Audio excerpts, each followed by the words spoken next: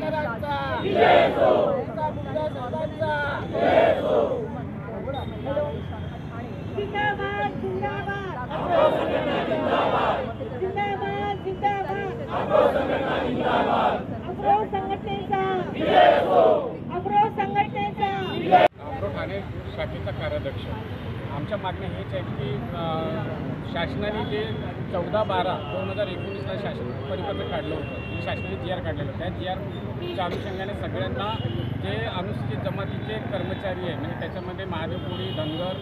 मन्नू, 33 जमातीचे कर्मचारी, त्यामध्ये त्या कर्मचाऱ्यांना जात वैधता न झाल्यामुळे त्यांचं अधिसंख्य पदावर त्यांना वर्ग केलं.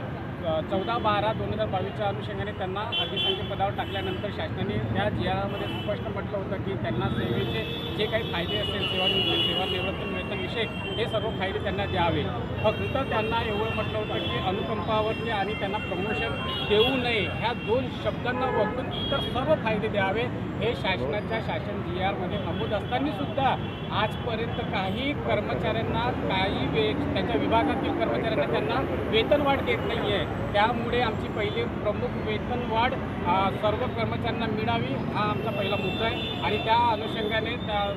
शासनाला आम्ही हेच कळवू इच्छितो की जो तांत्रिक मुद्दा आहे वेतनवाढच्या संदर्भात, त्यांनी तो वेतनवाढ वगळावं, शब्द तांत्रिक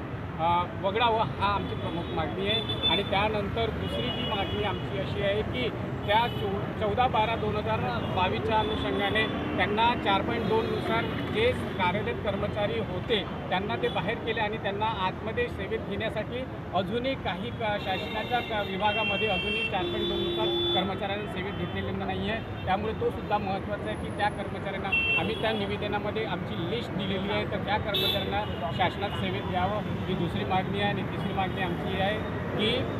सर्व जे काही SIT मार्फत आमचे जे विभागीय प्रमाणपत्र, आम्हाला जात वैधता प्रमाणपत्र मिळत नाही, हे प्रमाणपत्राबद्दल त्यांनी कठोर त्याच्यावरती निर्णय घ्यावा आणि ते सर्व जातीचे प्रमाणपत्र आणि वैधता प्रमाणपत्र मिळण्याबाबत त्याच्यातल्या ज्या काही अटी आहेत त्या शिथिल करण्यात यावे, एवढं मी बोलतो आहे. आणि अजून माझे बहिणी आहेत त्या